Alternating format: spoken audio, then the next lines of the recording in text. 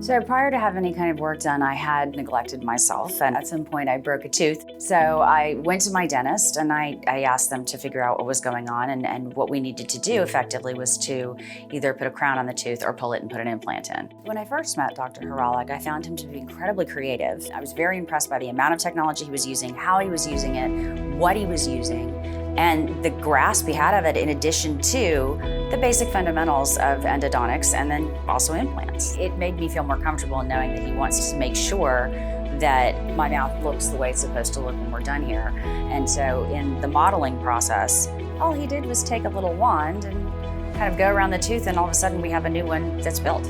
Our patient Dutchie came to us with dental decay or deep cavities, which required endodontic treatment. She came to us later because she had a problem with another tooth. However, after review of the problems, we determined that she really needed dental implants. Overall, she had a great outcome, both with the dental work itself and with her experience during her treatment here.